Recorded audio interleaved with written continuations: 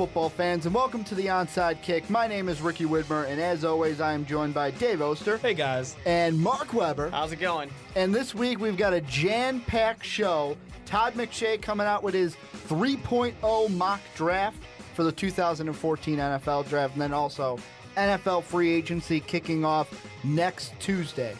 But the biggest thing, we're going to start with Todd McShay's mock draft. The biggest thing, Houston's going to go with a quarterback, but he says they're going to go with Blake Bortles. Really? All I have to think of is, really? Blake Bortles? That's who they're going to go with? Guy who wasn't even on the board at the start of the college season, worked his way up because A, his size, B, his arm strength, and C, that final impression he left on us in his fantastic bowl game. Well, he did beat Teddy Bridgewater, too. He did beat Teddy Bridgewater. Yeah, Louisville is just kind of a shitty team. But Bridgewater, great quarterback. But yeah, it is strange to see the change, though. All the Manziel hype, it hit its peak, and then it's like, wait, Bortles number one now? What? And I'm not sure if that's kind of like you can kind of teach a player. You can coach him up. He has all the physical attributes to be a prototypical quarterback, and that's the words that have been thrown around the most about him. And you can coach that up, and that's Bill O'Brien can do that, no problem. That's the downside of Johnny Manziel. He's got that questionable mentality. Like, do we really want to work on him? He's kind of a project, you know? Well, I kind of like this in one sense because earlier on I was saying I don't think that the Texans would go for Johnny Manziel because he didn't fit what Bill O'Brien says and claims he wants out of a quarterback. Of course, I didn't think they were going to go Blake Bortles. I just kind of thought they would go, the Clowney route and get a quarterback later. And honestly, I still kind of think that's probably what they'll do. If they don't go Johnny Manziel, they're not going to go Blake Bortles. No way they go Blake Bortles. They're going to go with Clowney. You know what hurts him, Ricky? I'll tell you what hurts him. Johnny Manziel didn't throw at the combine. He gotta throw. Yeah, I know that. Obviously, that did hurt Manziel, and it hurt Manziel in the fact that there are some rumors going on that teams like Oakland, Jacksonville, Cleveland, they're all like, we might pass on Johnny Manziel. And now everyone's like, well, is he going to drop to 8? Is he going to drop to lower? But I want to go back to the Houston Texans. And do they go quarterback? And I feel like we're going to ask this every single time we talk draft. Do they go quarterback even though right now they still have Matt Schaub and Case Keenum on the roster? Or do you fill that defensive end open spot right now? You could fill it if you re-sign Antonio Smith, but do you just say, you know what, it's an open spot, let's go Jadeveon Clowney? It is a tough choice for them. I don't know, and my opinion is quarterback now and then worry about the rest later. I understand that Jadeveon Clowney is the number one talent overall, but in today's NFL, it's like, if you don't have a quarterback, well, what good are you as a team? You're not going to get carried to the playoffs just because you have a good defense. Your shitty quarterback isn't going to be overcome by that, Well, it's interesting here because I would love to see them go and get Clowney because just obvious, the obvious reason I'm pairing him up with J.J. Watt is insane. And having that defense be so incredible. We just saw, Peyton Manning get destroyed by the Seahawks defense. So to have something like that over here in Texas, that'd be great. But at the same time, when you have the ability to take your pick, any quarterback you want, go ahead and take him. Yeah, that's a tough thing to pass up. Yeah, but I think of what O'Brien did at Penn State. Look at this past season. He took a freshman quarterback in Christian Hackenberg that the Big Ten was like, he's not going to be able to compete with the Millers, with the big-time quarterbacks in the Big Ten that we had. You had Shieldhouse at Illinois. Like I said, you had Miller, Ohio State, Gardner at Michigan. And this freshman came out and was proving that, hey, you know what? I can play with the big boys. And I think most of the Big Ten's not that great of a conference. No, I'm not saying it is a tough conference, but just look at what O'Brien can do with a freshman just coming out of high school. Why can't he do the same with, I'm not saying Schaub, I'm saying more of a Case Keenum, who did show some good signs last season. If by good signs you mean he threw less pick sixes than Matt Schaub did. I'm not sold on him as a quarterback. I like him, I watched him through college. I watched him in preseason. I'm like, okay, he's got potential, but he's probably just a backup quarterback or a stopgap at most. And why have a stopgap when you have the number 1 pick in the draft? It's not going to get whoever any better. You want. Exactly. Yeah, you're not going to have a better position than you have right now. Probably, I mean, for the hope of the Texans fans, hopefully not ever. You never want to be number 1 again. But it's a tough situation. I don't think that Johnny Manziel really fits what the Texans and Bill O'Brien really want to do. However, I won't be surprised if they pick him because he's obviously the number 1 quarterback talent that there is right now. And specifically saying right now, someone else might get, have a better career, might be trained better. But right now, Johnny Manziel is that talent that you want. Doesn't exactly fit the Houston Texans, though. Mm-hmm. And the one thing I think of when I think of Bortles, Bridgewater, and Manziel, besides, Bridgewater may be the most pro-ready, but I look at these 3 and I go, are they really okay, they're going to start year 1. I'm going to take, for example, Eli Manning. Boom. Going top round. Cam Newton. You knew when Cam Newton went number 1 overall, he's going to start. He's going to be phenomenal. I think it's safe to say Bridgewater, Bortles, Manziel all starting day 1. I don't even think there's questions. They're starting day 1.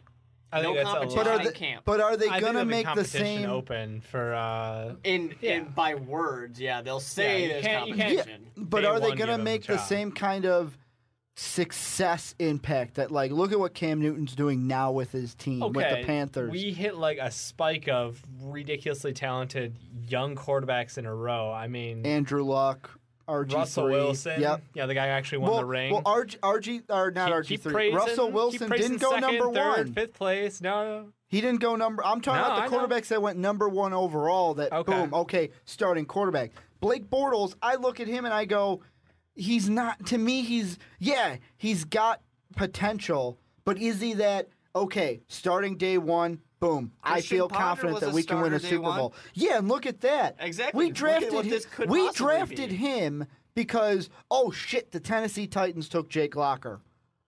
Yep. That was it. That's why we took Christian Ponder. It happens every year in the draft. I mean, there's a lot of issues, though. I mean, you got to think 10 years ago, would these guys all be starting? Not a chance. Mm-hmm. But they need immediate return on investment, and honestly, I think Blake Bortles would be one of the quarterbacks who's better off sitting a year or 2 on a bench learning the game. Well, you talk about 10 years ago, too. I think 10 years ago, Blake Bortles is the guy who probably goes number 1. He's a big guy. Yeah. He's got that typical build. He's definitely the guy you want to go. And plus, something that does work, though, with him on the Texans, he doesn't have that much expected of him. What did Matt Schaub do? Little dink and dunks, little screen passes. Wait. I'm just going to throw out there. Are you kidding me? You're going to have Andre Johnson on one side, DeAndre Hopkins, a good young receiver on the other side. You're getting back a healthy Arian Foster. We got to understand, this Houston team would be a little bit more successful if Arian Foster was healthy last season. And their defense wasn't destroyed by injuries. Definitely, but what you're describing right now is the ability to have a strong run game, short passes, open it up, and then go right over the top. And the way I even see it is, we rag on Matt Schaub, but I mean, Matt Schaub was doing a pretty good Legendary. job. I don't give a shit. I think Schaub is washed up and done as far as his mind goes. I don't think there's coming back from that as far as being a starting quarterback, having that many poor performances strung together, then being benched. I just don't think mentally you can come back from that. I don't know. I'm sitting there. If I'm the Houston Texans, I don't go quarterback. I go Jadeveon Clowney, number 1 overall. I think that's probably a better choice, but once again, I mean, that's saying, let's say Bill O'Brien, you're in love with Garoppolo. Not saying it's happening, but let's say that's what the situation is. Not even that. Then Look yes, at, even Clowney. if you want like a David Fales from the San Jose State. I mean, that's the situation. Or Mettenberger. Or Mettenberger. Or ACL. let's say you want to try to get like an A.J. McCarron late. Exactly. Basically, anybody who's not going to go in the top 15, you're fine. Go ahead and take Clowney. Or if you have a guy and you're like, man, Mike Vick's going to be the future of this team for the next year. Or then yes, go ahead and grab that guy. Or I'm gonna throw out another situation. What if you take Clowney? Then what if Derek Carr falls to the second round? You can't hope somebody No, falls. I'm not saying hopes, but if that happens, then you're looking like, okay, a guy that should have been in the first round, let's take him here in the second. The situation comes down to, for Bill O'Brien, do you have that quarterback on your roster? No? Okay, is there a quarterback in free agency that you have already grabbed? Probably not. Then who are you taking? Which one of these guys are you in love with, and you cannot leave this draft without him? Not even in love with. You just have to pick. I mean, you can't walk out of this draft without having your franchise quarterback. I think that's pretty clear. I mean, I don't expect it to be the same treatment that happened in Cleveland this year, but I think that's what GMs are coming to expect is you bring in a new head coach, and he gets attached to a quarterback, and he better pick the right one or else. Well, and the one thing we're getting into March Madness for the basketball fans, and just to kind of go with what everyone in college basketball is going to be doing. We're going to see blind resumes for the next week, getting ready for the tourney. So for you guys, I have a little bit of blind resumes for you. 2 guys, both defensive end. One's in the draft this year. One was in the draft a few years ago. You guys tell me, which one would you take, or would you be like, whatever, I'll take either or? The first one, 6'5", 266 pounds, runs a 4.5 340, was 7.27 on the 3-cone drill, 21 bench press, a broad jump 124, and a vert jump of 37.5. The second guy, 6'7", 295 pounds, 40-yard dash of 4.7, a 3-cone drill of 7.21, a 35 bench press, 120 broad jump, and a 40.5 vert jump. I'm taking guy number 1. What about you, Dave? Before I reveal who these 2 guys are. I'm trying to overthink it. You want that? Who they are, you want that near 300-pound defensive end? Yes, I do. I want the bigger guy. Yeah. Screw Mark, it. Mark took Jadeveon Clowney. Dave took Mario Williams. The guy that the Texans could take this year, and the guy that the Texans did take when they were thinking, do we go Vince Young? Do we go Reggie Bush? Do we go Mario Williams?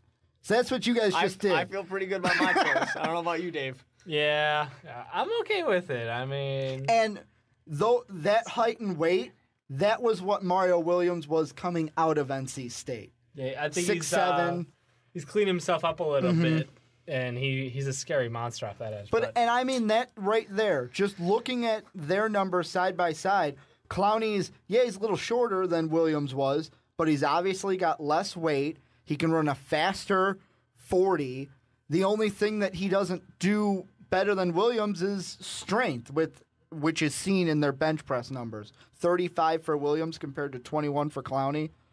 I mean, difference. Yeah, it's hard to compare because I don't really remember back to Mario Williams' rookie year as far as how he looked on tape. I mean, we have the numbers, but tape really tells a better tale as far as winning up front on that defensive line.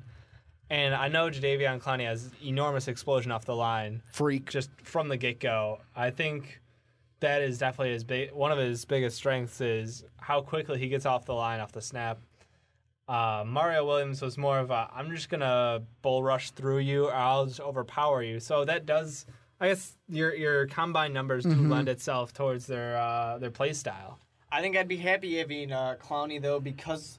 with that freak burst of energy and burst of speed that he's going to have, you might be going up against Johnny Manziel over in Jacksonville 2 times a year. Yeah, I want to have a guy that can catch him. He already came out and made statements about that. We all know. Well, and that kind of goes on to, we've been talking about this number 1 pick, just going down the draft a little bit. Todd McShay has Jacksonville at 3, taking Bridgewater, and Cleveland at 4, taking Manziel. Despite the rumors that teams are like, nah, I don't know about Manziel. Oakland has said we'll probably pass on him. People are saying Cleveland and Jacksonville can't. Todd McShay says, nope, Browns are going to take him. Yeah, I love how you totally skip over St. Louis. They're like, nobody gives a shit. Are they really going to take a quarterback? No, but... Dave, you want them to because you hate Sam Bradford. Thank you. Every week we bring it up. But yeah, I don't want to spend too much time dwelling on that. But either take a quarterback or trade the spot. We don't know, but... Right now, everything's still shifting as far as who wants who, quarterback roulette. So, I don't know. Manziel falling to 4 interesting. I would almost believe it though, because the hype train hit, and then they're like, well, he's still. I mean, coach wise, how are you going to coach him down? How are you going to change his play style to be safer? In college, he was running through guys, outrunning guys that are around the edges. He's not going to be able to do that in the NFL. Size-wise, he's not going to be one of the bigger guys on the field as the quarterback anymore. So, and he's not the quickest either.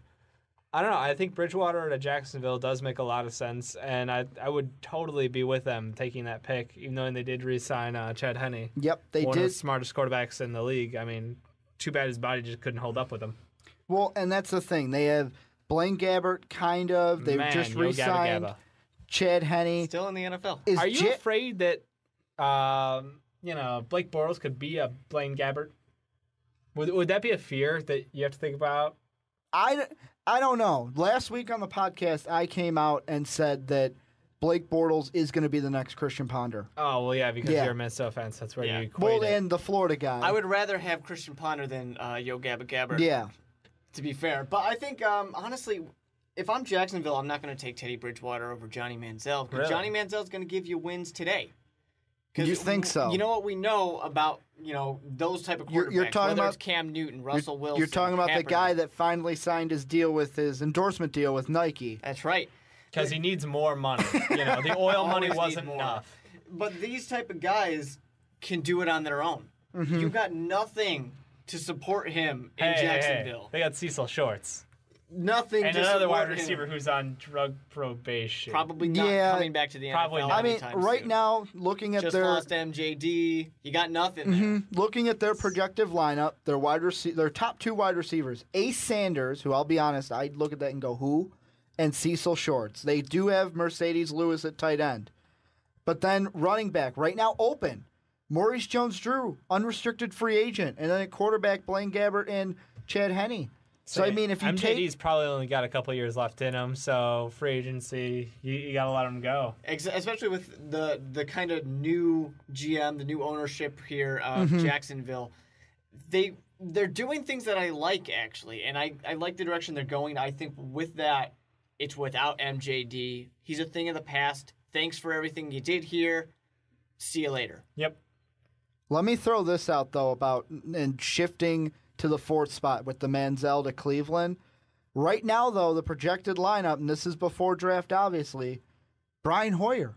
Hoyer had a good run with Cleveland before he did get injured. And I know that you can say, oh, well, if he wasn't injured, he might have continued that success. But and if Vic wasn't in prison, he might have won a Super Bowl. What else? Do you give Hoyer we're going to give him the doubt and see if he can compete for that job? Or do you just say draft Manziel and say it's an open competition, air quotes? Cleveland, that's a tough situation for me. I like Hoyer. He had some very good results in the short time he was able to play.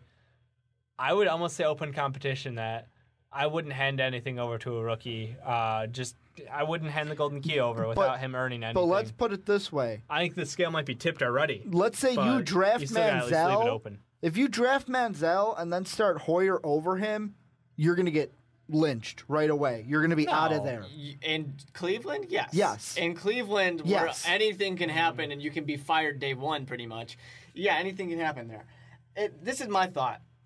If you're going to think about having Hoyer compete, you do not take Johnny Manziel. You do not take Teddy Bridgewater, Bortles. You don't take whoever is there at number 4. You get yourself a wide receiver.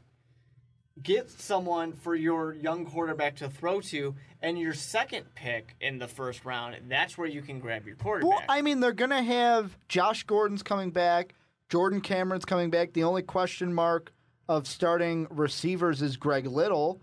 So, I mean, underperformer. Cleveland's not in that bad a situation. It's better than Jacksonville. You could use another wide receiver. I mean, you're relying on two guys that just broke out last year, hoping that and you're hoping it's not just a spike and it's a one-year wonder guy, you know? Exactly. You want to get one of the, especially if you can get the number 1 wide receiver in this draft, that's great. But I don't know if it's worth a number 4 pick overall.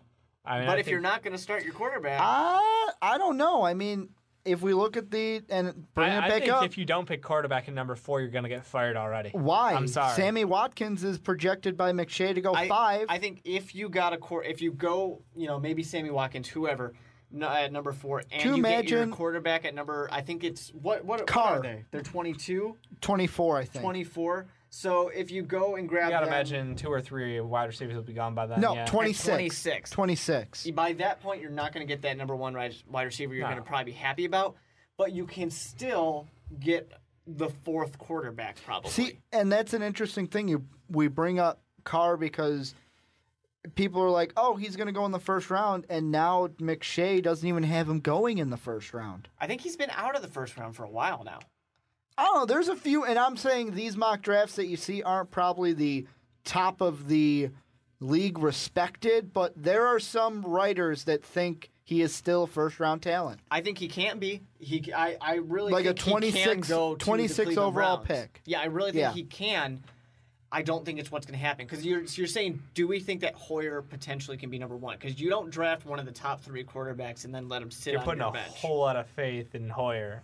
I'm not sure if I wouldn't put that faith in Hoyer, me personally. But if they think he's potentially the future. No, then you have to align yourself up with, the second pick.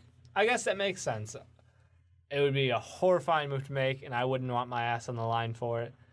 But I could see a very, very, very, very small percentage. You got, a year in Cleveland anyways before you get fired? Might as well make a splash. See, and I mean, looking at, to kind of tie in free agency, when talking about the Browns and, like Mark said, the receiver trouble, the top 3 wide receivers that will be available to sign right now, Golden Tate, Eric Decker, Julian Edelman.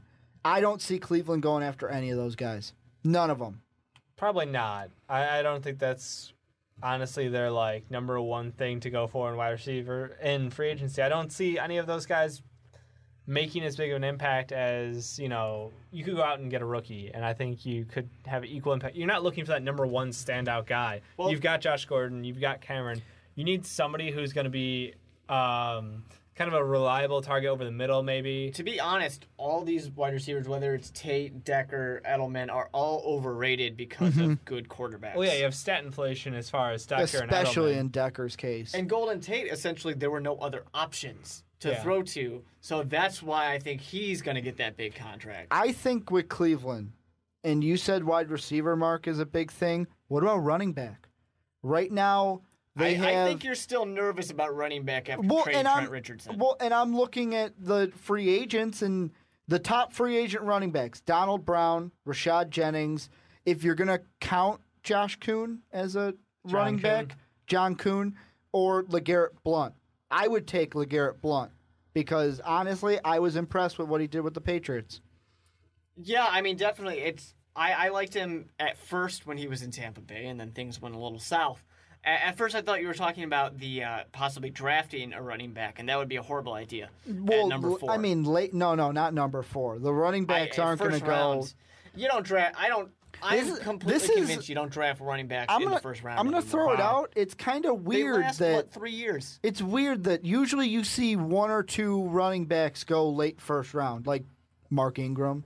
They weren't standout talents, I'll be honest with you. They were both good running backs in a system that was very run-heavy and featured them heavily.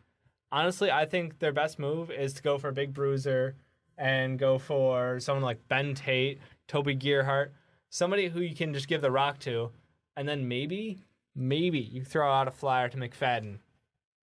Because he's one of those guys, okay, when he's on the field, he's electric. When he's not a lot, let's be honest. He's missed a lot of time in his short career.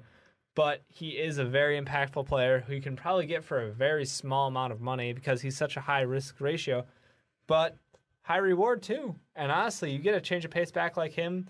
If he gives you 8 games throughout the year and for a couple mil, yeah, that's a pretty good investment. Even if he just wins a few games to kind of put you over the hump, it's not a bad thing. If you're talking about Cleveland, that division's not very good.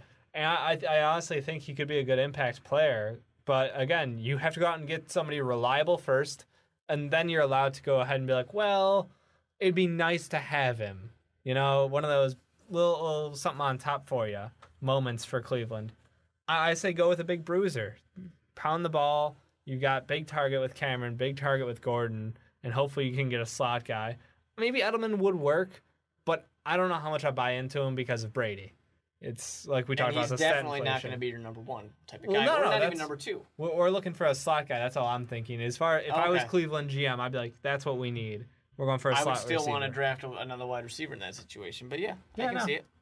Well, and kind of to move a little bit, making our way down the draft.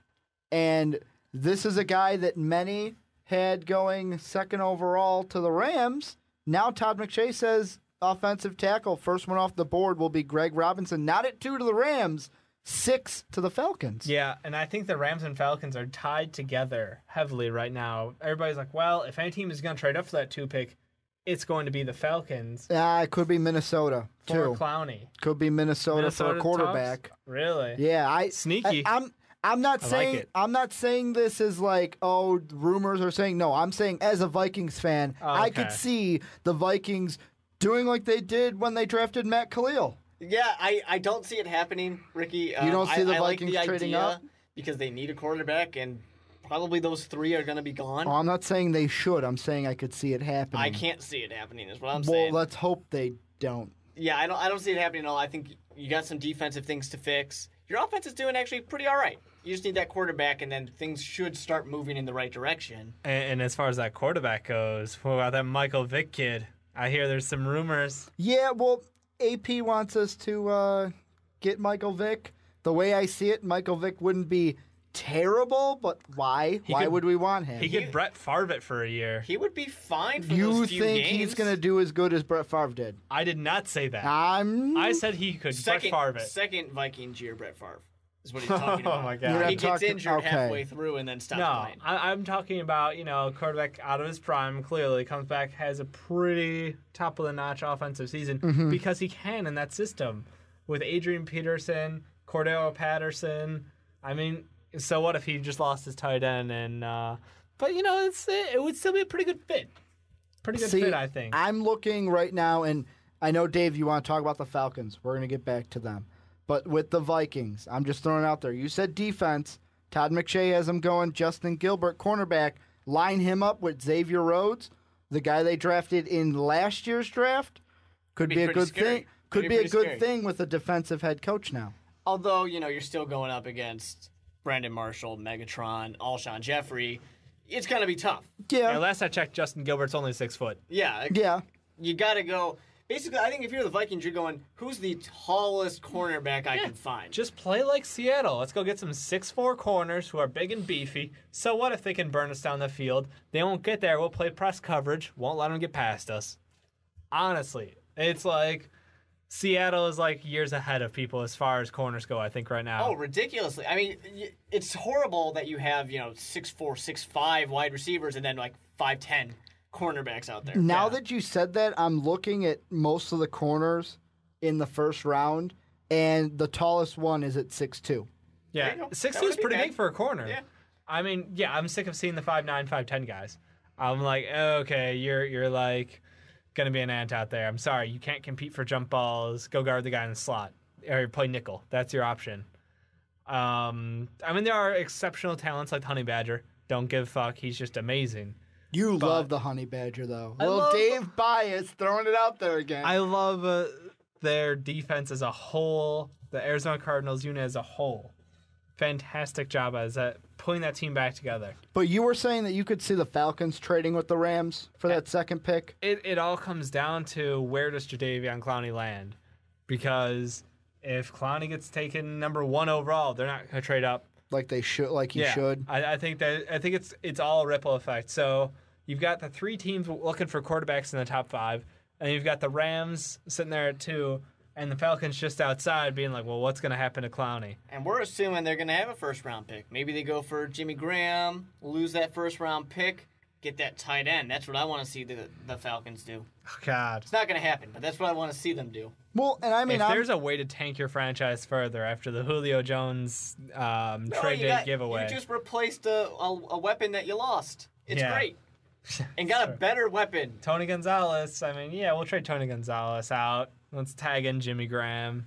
It'd be great. I would love it. And I mean, if they trade up for Clowney, if that happens, or if they draft Robinson, it's not going to hurt the Falcons because the two defensive ends they have right now in the blueprint, you have Umenyiora and Bierman. Those guys are question marks, and then it's like you see a right tackle that's completely wide open right now. Exactly. I think they really need to address a lot of things in this draft.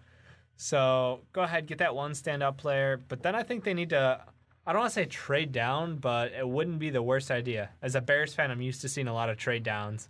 I'm like, 5 third-round picks and 6 fifth-round picks. Going to be a good year. But no, this is a team that underperformed last year, and a lot of the weight's being thrown onto Matty Ice and Julio Jones' injury. But there's a whole lot more going on behind the lines in this team. Also, Steven Jackson didn't have a good year one in Atlanta. I'm sorry, Transition Steven year. Jackson just... He's transitioning to a new team. He's got to get used to it. I think he'll be better. Right, or he just completely worn out and used up and dried out. But, I mean, Dave, you brought up the Bears, and, I mean, right behind Atlanta at 7, old head coach Lovie Smith. Todd McShay has him going outside linebacker with Khalil Mack. You don't say. He's going to draft somebody on the defensive side of the ball. I would have never bet. And then for the rest of his career, going to continue that trend. Let's start it nice We like and to early. throw 7th-rounders out there just as a feeler for the offense. Got to keep them interested. Well, I mean, really, for the Lovie Smith system, you can just get a bunch of those not really that Who talented could be guys. the next Rex Grossman? That's what I'm thinking right Yeah, now. I think they might draft him in this round. Or, I mean, not round, but This this pick. draft. Rex Grossman gets drafted in the 6th round again. That'd be pretty impressive. But I mean, for the Buccaneers, it's a team I'm excited to watch because it'll be fun watching Lovey out there, especially when they have Hester, when they have Tillman, when they probably have Peppers. They're just going to re-sign the Bears. Well, and I mean, comes out of retirement. I honestly would not be surprised if it happened if he at least tried. Well, I mean, look it. The Bears say, hey, Devin Hester, it's been great. We're not going to re-sign you. Next thing you know, it looks like Hester's going to sign with the Buccaneers. It's like, really? I couldn't put that together. No, it's lazy media. And I mean, it's not the furthest thing from imagination, but it's still like, what reason? I mean, they've got Because Brian Urlacher said so. Yeah. Basically. Because Brian Urlacher questioned the Bears' loyalty. And then followed it up by saying, I think any of those guys should go over and play with Lovey. All right, Brian, we understand. We get that you miss Lovie Smith, and you think that's why you didn't get re-signed. If Lovey was still here, he probably would still be on the team. But yeah, it's not the point. It's just, I don't know. Hester was an interesting let go. If he was more useful, but he's not. He's literally there to return kicks. That's it. And then we can't pay him for more than he's well, worth. and when teams also said, "Oh wait, we can kick it away from him." And let's move up the kickoff line 10 yards. Yeah, and let's just in the future get rid of all kicks. That's what Roger Goodell's aiming for. Yep. Which makes Devin Hester just non-solid. Yep. Just hanging out. So having a good time. But I mean, we were talking about the Bears. Let's just look what Todd McShay has them down for. 14th overall, Aaron Donald, defensive tackle out of Pittsburgh. People are excited about him. They really are. They're letting him climb up the board. Yeah, He's probably going to fall back down. Why would you take him over the next two guys? Even though I hate one of them, Clinton Dix and Timmy Jernigan. Jernigan, I brag on him for not being in shape for that national championship game, but I'd take him over he's still Donald. A ridiculous athlete. I'd take him over Donald. Oh, yeah, definitely. I agree with that. I would take Clinton Dix or Jernigan over Donald. I mean, I don't even think Donald's really. And it's all that because much of a workout, first round. basically. Yeah. He's fantastic in gym shorts. I was going to say he looked good in his underwear, but gym shorts too. But anyways, it's interesting. The Chicago Bears need an entire new defense, first of all, and specifically that defensive line where they don't have a single player. Well, basically. you know what? If we go Clinton Dix, that means that Chris Conte would have to show him the ropes. Yeah, I think Chris Conte's got that job locked up. We don't need to give him any competition and rattle him any. Well, and when McShay goes into it, is in his analysis why he thinks Donald would be a good fit. He says Donald would be the perfect fit for the Bears' 3-technique defensive tackle. And he goes on to say at the end that, Jernigan would fit it as well, but Donald's a finisher as a pass rusher. That's what I just say. Chicago I don't Bears haven't disagree with him. Had a pass rush in a long time, though. I don't disagree with him, but I still don't think Aaron Donald performed better than Timmy Jernigan this year. I don't see the big push to go for him over Jernigan. That I would still take Clinton Dix over them both, though. That's just me. You would go secondary over defensive line? Bears have not. I mean, I said the Bears have not had a pass rush in a long time, but the Bears have not had a safety in a very, very long time. About since 85? Yeah, probably. I mean, in that stretch where we were good from like 2003, 2005. I like 2003 to 2004. Yeah, that was a good time. We had a safety back then, but then, Chris Conte showed up. Chris Conte, the man who just refuses to die at this point. I mean, we can't get rid of him. He's just too damn good. He's starting next year. I'm calling it. He's going to start. I wonder how much other teams pay him. Like, is it a going rate or is it a play-by-play pay level? I would say I don't even think play. he's getting paid anything. I think it's just kind of pure like enjoyment. Friends. But I got to get this on track before we go Chris Conte for the rest of the show. One of the names that I have seen, and this is going on where you said, Dave, you'd go safety. Yep. What if during free agency, which yet again starts on Tuesday. Can't wait. What if the Bears try to go after Jarius Byrd? Unrestricted free agent. He's coming from Buffalo. Yeah. He's been tied to the Bears, like talk-wise. I'd love it, yes. I honestly think that the Bears right now pick is probably flip-flopping based on who's available in free agency. Whoever we pick up in free agency, we're going to get somebody the opposite, either safety or defensive lineman, one or the other. One, obviously, you said Byrd as far as safety, and then you were thinking, there's a number of defensive tackles actually who would fit our system. Well, the big question is, are you going to re-sign Henry Melton? Nobody wants to do that. Are you going to re-sign him? Very little confidence. Very little. You also have Nate Collins, who is not re-signed yet, defensive tackle. Yeah, it's a big question mark on that front line, which is why I would lean more towards let's do what we did with the offensive line. Let's go out and spend some money on it in free agency, and then let's also throw a pick at it. Mm-hmm. I think you have to do both as far as that's concerned. I think we can get the stud right away, either in Byrd or in Clinton Dix in that first round, and then you're going to use your second and your third on putting together the rest of that meat and bones. Well, it's interesting. Obviously, both of those need a lot of work. I kind of don't think that we can afford to get Byrd. I think we have a lot of holes on that defense, and I think we're going to probably rely on a lot of, I don't want to call them role players, but basically that's what we're going to get because we only have about $8 million to work with. Yeah, that's true. And if you get a guy like Byrd, there's probably at least 5 of it gone. Yeah. So I just don't see the Bears even really being in competition for any of these top prospects. And I was going to throw out a name just because everyone's saying, because his brother Martellus is on the Bears, why don't the Bears go after Michael Bennett, defensive end, just won a Super Bowl in Seattle? But, I mean, just what you said, Mark. He's going to get paid. Going after Bennett, they'd be all 8 of your remaining $8 million cap space. Yeah. You're going to be in Cowboys territory pretty negative soon. 16. Jerry But Jones they did restructure. They're now at negative 11, negative 10. I can't wait to the future when it's even worse. It's going to be great. No, I tend to agree with you now. I didn't realize we were that short on cash, but it makes sense.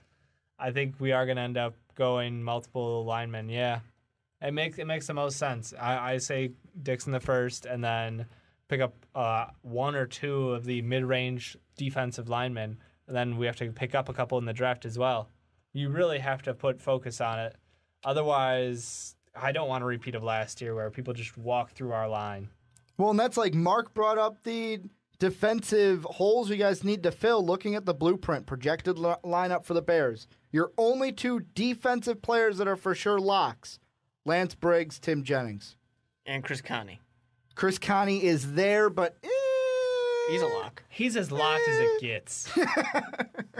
But that's exactly the point. I mean, not much money to work with. Is Tillman going to come back? Probably not. Is DJ Williams going to come back? Is Wooten going to come back? I would like Melton, DJ Collins. Williams to come back, and that's about it out of that defense. I want Wooten. Wooten would be nice. Wooten, I think, is going to be too expensive. I think. A chance. I think when you got a guy like DJ Williams, he was hurt a good amount, so you can probably get him for cheap. That's true. And he's just a nice presence to have, nice veteran presence on what's going to be a very young defense. Yeah, somebody out there to do some shot calling and making sure people are in the right zones and available to make tackles. Otherwise, they'll just be on the wrong side of the field when something goes down. Chris Conte. Or will, leave the entire middle of the field wide open. How many times has Dave says... Chris Conte? Well, we forgot to say the word of the day with Chris Conte. What is he? He's a sack of shit. That's what he is. But, I mean, moving on into the draft, it's a no-brainer, but I'm bringing it up because the Jets releasing a wide receiver. Maybe. Maybe. They may be releasing Holmes. Talking about releasing Santonio Holmes. And it would make sense because Todd McShay is saying, hey, this one's a no-brainer. Marquise Lee, USC, going to the Jets. He falls right into their laps at this spot. I can't argue. I was a big fan of the USC offense past probably 2 years ago. Last year kind of sucked. But 2 years ago, you really saw the spotlight because they had the two wide receivers out there, Lee and Woods. But no, he's a really good talent. He's not, I'm not going to say he's like the number one guy who's just going to blow people out of the water. That might be Watkins. He's a very good wide receiver, though. I kind of feel that Marquise Lee might drop a little bit. And I like to use the word drop because he tends to have the case of the dropsies. He likes to drop balls. And that is not something you need when you have a rookie, no, not a rookie, but a young quarterback out there. Yeah, well, I mean, look at and no one else to catch like the you ball. said, look at USC's quarterback last year. Look at when he had, though, Matt Barkley. Yeah, no, it's kind of one of those things where it's like, well, Matt Barkley to Geno Smith. Not really a ton of improvement there that we know of. But let's be honest, this Jets team, they went out and used their first-round pick on Stephen Hill. And what did we see? A really shitty wide receiver who is very rough around the edges is the nice way to put it. He's still learning how to be a wide receiver. Marquise Lee's coming from that pro-style offense. He knows the entire system. He's a very well-rounded wide receiver. I feel like it's a great fit for the Jets, but I know they're going to fuck it up. They're not going to pick a wide receiver. It's just one of those things where it's like, that makes way too much sense to Rex Ryan. Go for the defense, Rex. Always defense. You know what you need? Another defensive lineman. Why not? Well, I don't know. They could need an outside linebacker or a cornerback. Just throwing it out there. And at this point, when you're in the 18 range, I think most of those good guys are gone. I mean, you do have, and this is one thing I'm throwing out there mainly because we mentioned the Honey Badger earlier. You've got Denard going to the Arizona Cardinals, according to McShay. Do you see the Jets saying, nah, wide receiver? Way too obvious. We're going to go Denard, cornerback. And then the Cardinals going, great, what do we do? I wouldn't be surprised. I really wouldn't. And if you're the Cardinals, that does put you in a pretty a rough situation. But it'll be interesting to see. I like Dave's saying, it does seem too obvious. I won't be surprised if the Jets go a different direction, and then even less surprising is when the Jet fans will all boo. That's what we all expect to see happen. But then when you're talking about the Cardinals, I still think the Cardinals could use some help, obviously, offensive line. Maybe if they want to grab a quarterback like Carr, I mean, you're getting towards the later first round. Maybe that's what the route you want to go. Probably not. But I wouldn't be too surprised. Also, why not a running back? We're talking about late first round running backs always going, and we don't really see them that much here. That's true. Why not to Arizona? Todd McShay, 0 running backs in the first round, 3.0 mock draft. So, I mean, not much is probably going to change until draft time. Are we going to see a running back go in the first round? I think there's got to be some running back that goes in the first round. It'd be kind of bizarre. Yeah. I don't know if it's happened before, but it seems like one of those things that there's a stat for. Definitely. I think in this in the NFL that we have nowadays, running backs obviously aren't that important. They don't last that long anyways. Mm-hmm. You can do without an elite running back, but we also know if you have an elite running back, it makes your team a lot better. Not just absolutely. That. If you draft the right running back for your system, i.e. Eddie Lacy, how he fit into that Packer offense Works this past perfectly. season. Exactly. Aaron Rodgers' best friend. Yeah, pretty much. And Aaron Rodgers is excited to have something to be excited about on his offense Because again. somebody else is getting hit behind the line of scrimmage, and it's not him. Well, now the last guy I kind of want to bring up with the Todd McShay mock draft is Louis Nix III, because in the 2.0 mock draft, he was going to the Steelers at 15.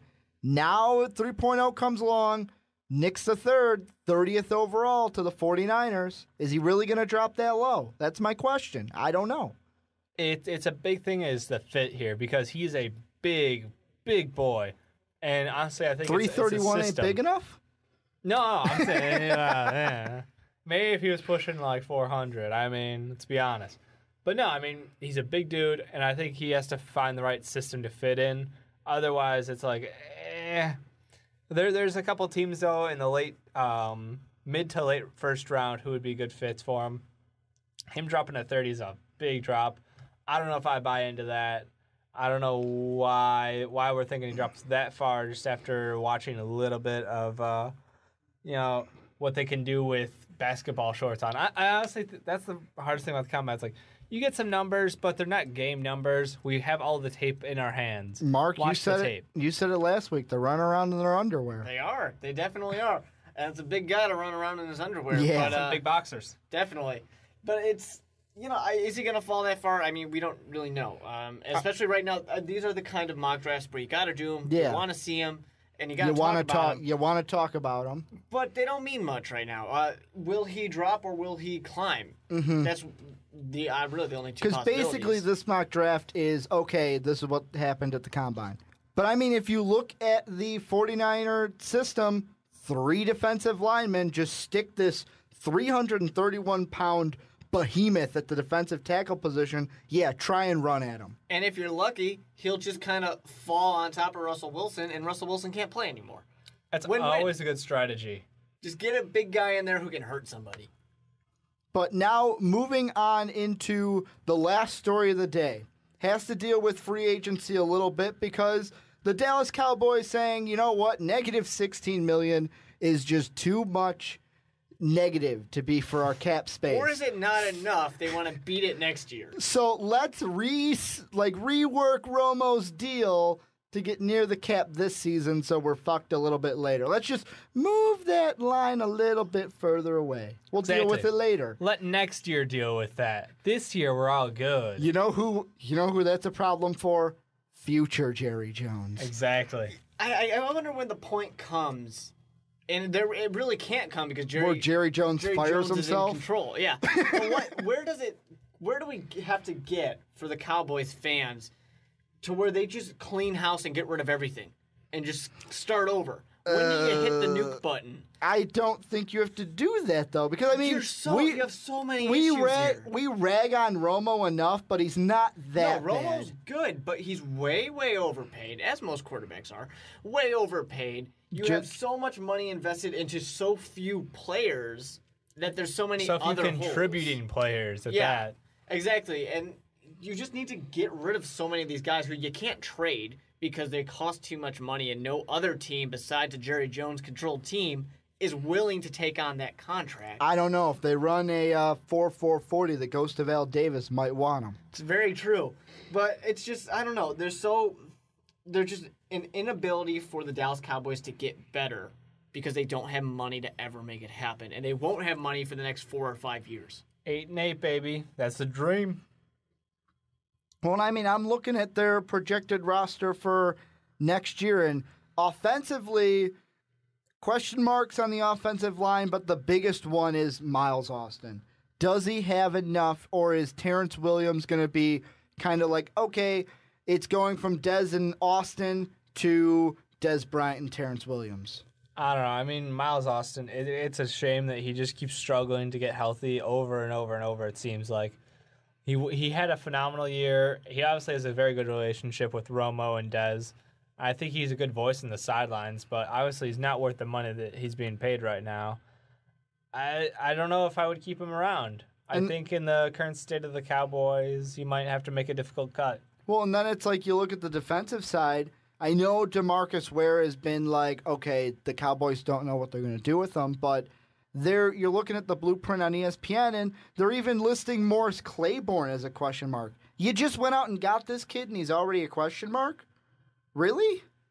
I think that's silly. You can't have a guy he didn't perform that well, but really the entire Cowboys team underperforms every single year. Well, how many injuries? Like, we talk about with the Falcons, with how many injuries did they have? That kind of weighs into their success last season. But the Cowboys are traditionally underperformers. Yeah. Every year they underperform. No, they're mediocre. Or they'll make the playoffs and then they'll blow it. Well, I mean, this is a team that has everything in them to get to the playoffs and make a run for it. Usually don't do it in the typical let's all underperform together division that is the NFC East. It's just sad. It really is. Every year, flip a coin, who's going to make it in? Hey, this year it's going to be the Giants. No, the Eagles turned it on last year. And I think if we can get Nick Foles back behind, I think he's going to lead Hall us. of Famer. No. You said Nick Foles. I believe you meant the next Peyton Manning. The next Peyton Manning, the record holder. He's kind of a big deal. I think he's going to lead them out. But you're right. This division is just kind of like, I think coin flip is not a good enough term for it. I think it's just a toss-up because you could literally grab any one of these teams and give a reason why they should make the playoffs. Well, would you toss up that coin? I would not. I would not toss that coin. I'm going to give you flip it. I'm going to give you a reason but right coins now. only have two sides, Mark. That's my problem with you. You can do multiple ones. Multiple flips. But now we're getting into a math problem. Getting back to the NFC East, one team I'm going to give you a reason for, Dave. The Giants. Is this a bust, boom, Super Bowl? I don't know. I've given up hope on Tom Coughlin leaving that town. He apparently just he's set up shop. He's got like his old man chair out in the front yard, yelling at the kids to get off his lawn. Get off my lawn! Like, you just can't get rid of the guy. No matter what the performance is, he's earned that right after 2 rings, I think. I will say though that older brother Peyton lost a Super Bowl. So why not? Eli Manning, younger brother, 3. Sneak one more in there. Adds another. Well, yeah, during your brother's last year. Yeah, why not? Potential last year, I should say. You never know. How would that go at the Manning Thanksgiving table? Hey, Peyton, how do you like that? Oh, wait, I have 3 now. It'd be pretty good, especially since Peyton beats his brother every single time they play each other. Yeah. Physically. Physically. But, I mean, back to the Cowboys. They restructure Romo's deal, but, I mean, this has got to be a bad thing for the Cowboys. Good There's thing this no year, positive. bad thing next year. Yeah, maybe the only positive is this year. It depends on what they plan on doing this year. We don't know nobody knows what's going on in Jerry Jones' head, first of all. But obviously there's something up there churning. He's got a plan. I love how he thinks he's not the problem, too. But I got to say, though, it's not a good thing for this year because you still are over the cap. And you got to get rid of good players. Some might be a little past their prime, but you're still going to have to get rid of guys who have been your guys, and then you're left with nothing. Tony Romo's not going to have much to work with out there, and that defense has a lot of holes in it. So it's not a good thing. If it was me, if I'm Jerry Jones, screw it. I'll pay everything right now. Let's get that damn contract taken care of. I'll get rid of every player I got. We need to hit the reset button on the team because when are you going to be financially able to do anything again? For the next 3 years, you're going to probably be over the cap. And if you just keep pushing it back, it's just going to continue to get worse and worse. Do you dish Ware to try to get over the cap? Or do you say, you know what, Ware is too valuable to this team? Nothing is too valuable right now. Get rid of anything that will get you in the green again. Even a guy like Des Bryant? DeMarco Murray? Jason Witten? They'd be nice to have, except for Jason Witten. They would be nice to have, but you just got to cut loose. I mean, there are financial realities. You do not have the money to pay these players. Get rid of some of them. Get your team in the green again, and then you can readdress what you need in future drafts. I'll put it this way. What I just thought of is if I was playing Madden right now and I was in the Cowboys situation, this is about the time where I say, yeah, it's time to end this franchise and pick a new one. Let's start all the way over. I screwed up too much. And that's what Jerry Jones should be saying. I screwed up too much. Time to pack up and let somebody else take over. Too bad he doesn't have a time machine, right? Can't go back to, okay, we're going to start here and do it all over again. He's still reliving those Super Bowls, so whatever. Say that's where his mind is still in the 90s, enjoying the good years. But that's going to do it for the Onside Kick. As always, check us out on Facebook at facebook.com/the Onside Kick. Hit us up at Twitter at Onside Kick Reel. And as always, have a good day, everybody.